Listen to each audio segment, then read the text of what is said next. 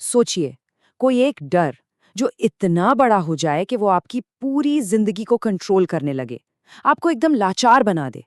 आज हम एक ऐसी ही सच्ची कहानी में उतरने वाले हैं। विलियम ओ डगलस की कहानी। एक ऐसे इंसान की जिसने अपने सबसे गहरे डर से न सिर्फ लड़ाई की, बल्कि उसे जीतने की ठानी। फ्रैंकलिन डी रूजवेल्ट का एक बहुत मशहूर कोट है कि हमें जिस चीज से डरना है वो खुद डर ही है। सुनने में तो ये बहुत गहरी बात लगती है ना, पर इसका असल में मतलब क्या है? मतलब क्या किसी चीज का डर उस चीज से भी ज्यादा डरावना हो सकता है? चलिए आज की कहानी में इसी सवाल का जवाब ढूंढते हैं। बस एक पल, बचपन का कोई एक हादसा, और उसकी परछाई आपकी पूरी जिंदगी पर पड़ जाए। ये कहानी बिल्कुल एक ऐसे ही इंसान की है जो सालों तक उसी परछाई के साई में जीता रहा, और फिर उसने उस अंधेरे से बाहर निकलने का एक ऐसा सफर तय किया जो वाकई में कमाल का है। तो हर डर की ना एक शुरुआत होती है, एक ओरिजिन स्टोरी। डगलस के केस में ये कहानी दो अलग अलग घटनाओं से शुरू हुई। दोनों का लेना देना पानी से था, और इन्हीं दो पलों ने उनकी जिंदगी हमेशा के लिए बदल दी।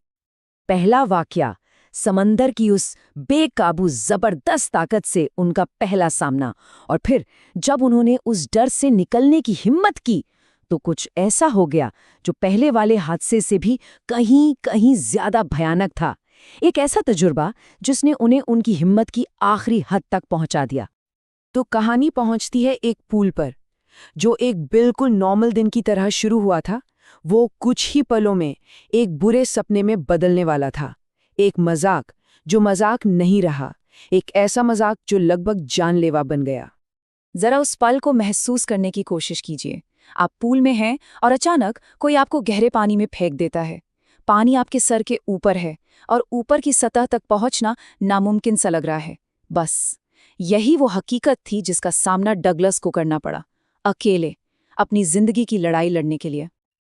अब देखिए, जैसे जैसे वो नीचे डूब रहे थे, उनका दिमाग खाली नहीं था, बल्कि वो तेजी से चल रहा था। उनके पास एक प्लान था, एक सोची समझी स्ट्रैटेजी कि भाई नीचे जाकर जोर से ऊपर उछलना है। उन्हें पूरा यकीन था कि ये प्लान उन्हें बचा लेगा। लेकिन क्या वो प्लान काम करने वाला था? डगलस ने बाद में लिखा कि वो 9 फीट 90 फीट से भी ज्यादा लग रहे थे। सोचिए, उनका जो बनाया हुआ प्लान था वो अब टूटकर बिखर रहा था, और उसकी जगह सिर्फ एक चीज ले रही थी, खौफ। अब हाल ये था कि उनका अपना शरीर ही उनका साथ छोड़ रहा था। हाथ पैर ने हिलने से मना कर दिया था, जैसे वो उनके हो ही नहीं। सोचने समझने की ताकत तो मानो खत्म ही हो गई थी, और उसकी जगह एक ऐसी दहशत ने ले ली थी जिस पर कोई कंट्रोल नहीं था।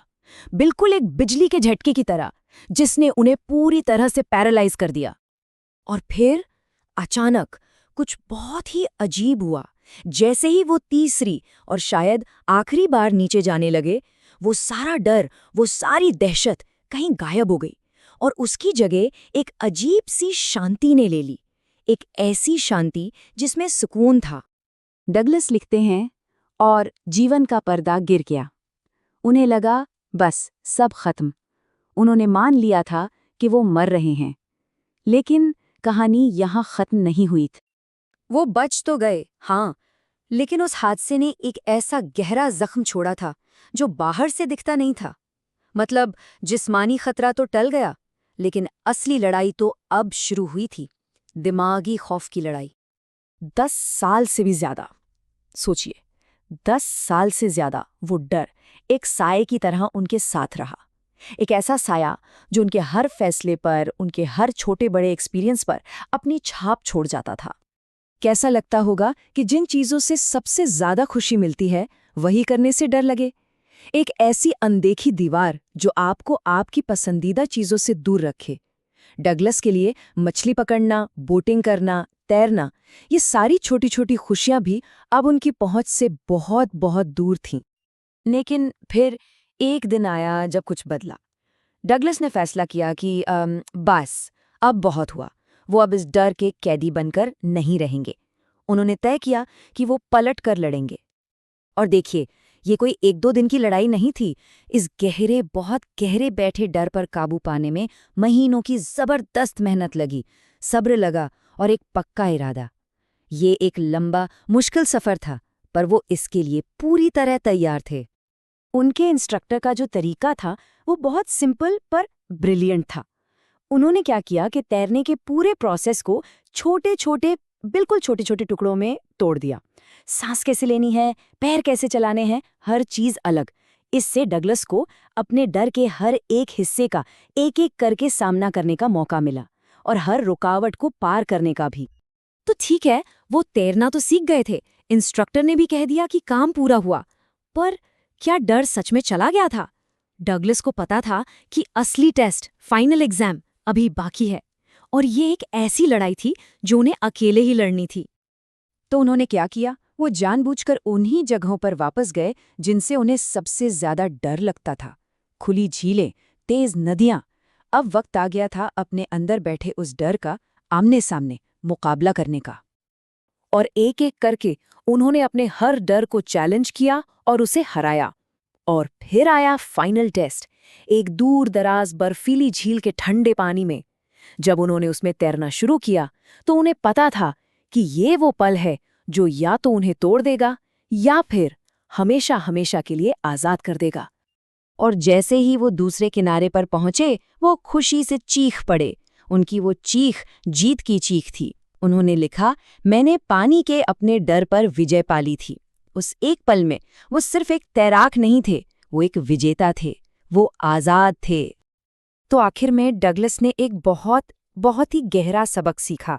उन्होंने समझा कि ये लड़ाई सिर्फ तैरना सीखने की नहीं थी, ये लड़ाई थी डर के नेचर को, उसकी फितरत को समझने की। और उन्हें ये एहसास हुआ कि असली दुश्मन पानी नहीं था, असली दुश्मन तो वो डर खुद था। अपने डर को हराकर डगलस ने सिर्फ पानी पर जीत हासिल नहीं की, नहीं, उन्होंने अपनी पूरी जिंदगी का कंट्रोल वापस पा लिया था।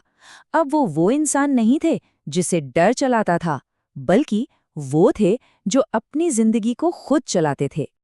डगलस की कहानी हमें एक सीधी सी बात याद दिलाती है कि हम सबके अंदर अपने डरों का सामना करने की और उन पर जीत हासिल करने की ताकत होती है। सवाल बस एक है कि क्या हम उस चुनौती का सामना करने के लिए तैयार हैं? यह सोचने वाली बात है ना, कि हमारी जिंदगी में ऐसा कौन सा डर है जो हमें आगे बढ़ने से रोक रहा है।